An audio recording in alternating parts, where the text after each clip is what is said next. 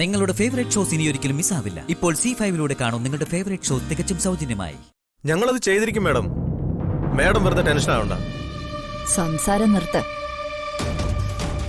ഞാൻ ഏൽപ്പിച്ച പണി നിങ്ങൾ എങ്ങനെ നീറ്റായി ചെയ്യുമെന്ന് മാത്രം പറ.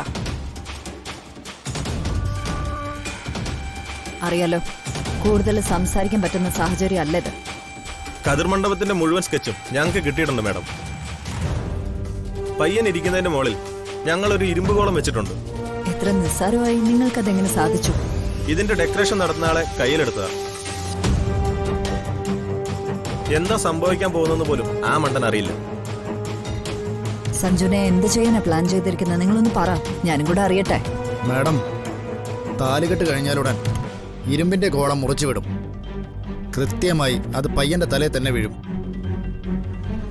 പെൺകുട്ടി പുടവ് വാങ്ങാൻ എഴുന്നേൽക്കുന്ന സമയത്തായിരിക്കും അത് സംഭവിക്കുക.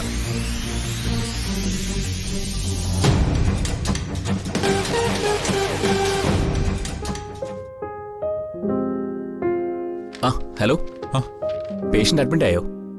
എന്തു പറയാനാ, ആദ്യം അഡ്മിറ്റ് ചെയ്തതാ. അവള് കണ്ണു പറഞ്ഞപ്പോ പോകണമെന്ന്. ഇപ്പോ ഡിസ്ചാർജ് ചെയ്ത് പോവാ. ബില്ലടയ്ക്കാൻ പോയതാ. അല്ല, നിങ്ങളുടെ പേഷ്യന്റോ? സ്കാനിങ് കഴിഞ്ഞു, വേറെ വിഷയങ്ങളൊന്നുമില്ല. ഇവിടെ ഒരു റൂമിൽ വിശ്രമിക്കാം. ഞങ്ങൾ ഉടനെ പോവും. അതിനു മുൻപ് ഒരാൾ വരാനുണ്ട്. ഞാൻ പോവാ. ലച്ചു,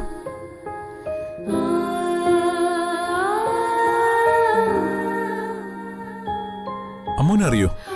സ്വാതിയുടെ അനിയത്തിയല്ലേ അമ്മു? ഞങ്ങൾക്ക് ലച്ചുവാ. നിങ്ങൾ എന്താ ഇവിടെ? സ്വാതിയെ ഞാനിവിടെ സ്കാൻ ചെയ്യാൻ വേണ്ടി കൊണ്ടുവന്നത്. ലച്ചു പോയ ശേഷമാ മുത്തശ്ശൻ അത് പറഞ്ഞത്. ചേച്ചി ഇവിടെ ഉണ്ടോ? ഉണ്ട്. സ്വാതിക്ക് പ്രശ്നമൊന്നുമില്ല. ലച്ചു സഞ്ജുന്റെ കല്യാണ സ്ഥലത്തേക്കല്ലേ പോയത്? സച്ചിയാണോ ലച്ചുവിനെ കൊണ്ടുവന്നത്? അതെ, ഞാൻ സഞ്ജുന്റെ ഫ്രണ്ടാ. അമ്മ ക്ഷേത്രത്തിൽ തൊഴാൻ വന്നപ്പോഴാ തലചുറ്റി വീണത്. ഇതൊന്നും അറിയാതെയാണല്ലോ നമ്മൾ പരിചയപ്പെട്ടത്. ഞാൻ സ്വാതിയുമായിട്ട് വന്നു, സച്ചി അമ്മുമായിട്ട് വന്നു. എനിക്ക് ചേച്ചി ഒന്ന് കാണണം. ചേച്ചി ഇപ്പൊ എവിടെയുണ്ട്? ഡോക്ടർ ഒരു റൂം ഏർപ്പാടാക്കി തന്നിട്ടുണ്ട്. ലച്ചുവിന്റെ പിന്നാലെ കല്യാണ മണ്ഡപത്തിലേക്ക് സ്വാതിയുമായിട്ട് വരാൻ തന്നെയാണ് ഞാൻ പ്ലാൻ ചെയ്തിരുന്നത്. ലച്ചുവിനെ തനിയെ അയച്ചതല്ല. സിദ്ധിമുത്തിയെ ഞാൻ ഇങ്ങോട്ട് വിളിച്ചിട്ടുണ്ട്. അവരുടെ വരവും കാത്തു നിൽക്കാൻ ഞാൻ. അവര് വന്നു കഴിഞ്ഞാൽ നമുക്ക് അങ്ങോട്ട് ഒരുമിച്ച് പോവാം. സഞ്ജു സച്ചി ക്ഷണിച്ചില്ലേ? സഞ്ജുന്റെ കല്യാണത്തിന് പങ്കെടുക്കാനാ ഞാനും വന്നത്. കാര്യങ്ങളൊക്കെ സച്ചിക്ക് അറിയാലോ. ആ കല്യാണം മുടക്കല ഞങ്ങളുടെ പദ്ധതി. സ്വാതിയുടെ ട്രീറ്റ്മെന്റിനെ പറ്റിയൊന്നും എനിക്കറിയില്ലായിരുന്നു. ഏതായാലും ഇന്ന് അമ്മൂനെ കണ്ടത് നല്ല സമയത്താ. എന്റെ പല ചോദ്യങ്ങൾക്കും ഇന്ന് ഉത്തരവും കിട്ടി.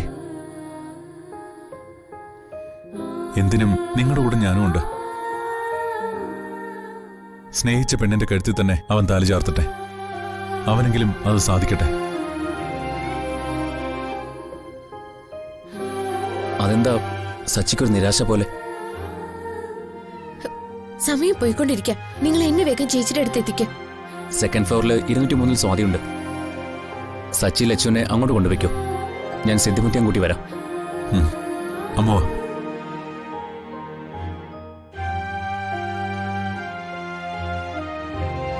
ഇവിടെ നിന്ന് കല്യാണ മണ്ഡപത്തിലേക്ക് ഏറിയാൽ 15 മിനിറ്റ് യാത്ര. സിദ്ധിമുത്തി ഒന്ന് വന്നാൽ മതിയായിരുന്നു. ആഗ്നേയ ഗ്രൂപ്പ്സ് വലിയൊരു കോർപ്പറേറ്റ് കമ്പനിയാണ്. കുതിപ്പുകളല്ലാതെ മറ്റൊരു ടാർഗറ്റും ഞങ്ങൾക്കില്ല. വർമ്മ സർ നിന്നെ ഞങ്ങളുടെ കുടുംബത്തിലേക്ക് വെൽക്കം ചെയ്തത് നിന്റെ കഴിവുകൾ മനസ്സിലാക്കി മാത്ര. സെന്റിമെന്റ്സിന് ഞങ്ങൾ ഒരു വിലയും കൽപ്പിക്കാറില്ല. ഈ വിവാഹത്തിൽ നിന്ന് നിനക്ക് പിന്തിരിയാനോ ഒളിച്ചോടാനോ കഴിയില്ല. ഈ റിസോർട്ടിൽ നിന്നെയും നിന്റെ കുടുംബത്തെയും ഞാൻ ലോക്ക് ചെയ്തപ്പോ പോലും നിനക്കത് മനസ്സിലാക്കാൻ കഴിയാതെ പോയത് എന്റെ തെറ്റല്ല. നീയും നിന്റെ ഫാമിലിയും ദക്ഷയുടെ പത്മവ്യൂഹത്തിലാ. നിനക്കത് ഭേദിച്ചു പോകാൻ കഴിയില്ല. ഈ റിസോർട്ടിന്റെ മതിൽക്കെട്ടിനപ്പുറം നീ കടന്നാൽ നീ കാണാൻ പോകുന്നത് നിരപരാധിയായ ഒരു പെണ്ണിന്റെ ചേതനയേറ്റ ശരീരമായിരിക്കും. അവിടെ നിൽക്കുന്ന ആരും ഇനി നിന്നെ തടയില്ല. പോന്നെങ്കിൽ പൊയ്ക്കോ.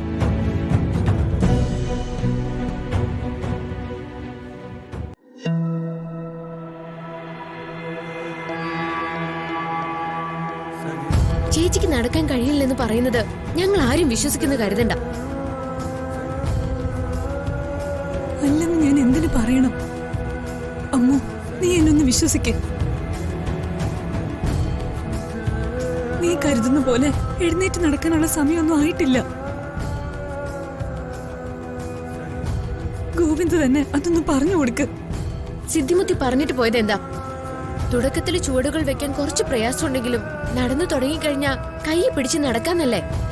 നീ ഈ തിടുക്കം കാണിക്കുന്നത് എന്നെ കതിർമണ്ഡപത്തിലേക്ക് കൊണ്ടുപോകാനാണെങ്കിൽ വരില്ലെന്ന് ഞാൻ പറഞ്ഞു കഴിഞ്ഞു. അച്ഛനും അമ്മയും വരാൻ കാത്തിരിക്കുവാ ഞാൻ. നമ്മുടെ വീട്ടിലേക്ക് പോകാൻ.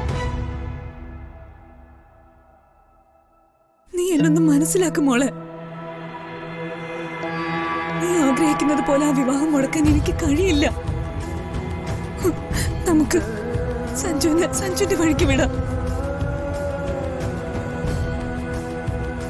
അതായിരിക്കും നടക്കേണ്ടിയിരുന്നത്. എന്നെ സഞ്ജുവിനെ വേർപിരിക്കാനാവും ഞാൻ ഈ വേദനകളൊക്കെ അനുഭവിച്ചത്. അതിൽ നിന്നൊക്കെ ഞാൻ മോചനം നേടി വരുന്നതേ ഉള്ളൂ.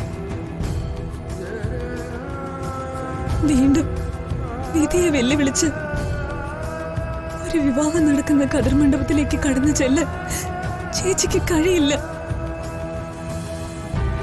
ചേച്ചിയുടെ രാജകുമാരനെ മരണത്തിലേക്ക് എറിഞ്ഞു കൊടുക്കുമ്പോ വിധിയായിട്ട് കാണാനുള്ള മനക്കെട്ടി ചേച്ചിക്കുണ്ടോ? ഉണ്ടെങ്കിൽ കേക്ക്. രണ്ട് കാര്യങ്ങൾ മനസ്സിൽ വെച്ച ആ മനുഷ്യൻ കതിർമണ്ഡപത്തിലേക്ക് കയറാൻ പോകുന്നത്. ഒന്ന്, ചേച്ചി വന്നില്ലെങ്കിൽ സഞ്ജനയുടെ കഴുത്തിൽ താലി കെട്ടാന്ന് വീട്ടുകാർക്ക് കൊടുത്ത വാക്ക്. മറ്റൊന്ന്, മുഹൂർത്തത്തിന് മുൻപ് ഞാൻ ചേച്ചിയും കൊണ്ട് കതിർമണ്ഡപത്തിൽ വരുമെന്ന് അദ്ദേഹത്തിന് കൊടുത്ത വാക്ക്. അന്ന് എല്ലാവരുടെയും മുന്നിൽ വെച്ച് ഞാൻ നടത്തിയ വെല്ലുവിളി സഞ്ജന ഏറ്റെടുത്തതാ. അതിന് ചേച്ചി സാക്ഷിയാ.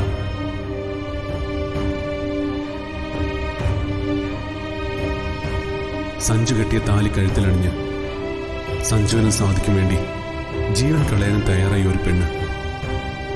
അറിയുന്തോറും നീ എന്നെ അമ്പരിപ്പിക്കുകയാണമ്മോ.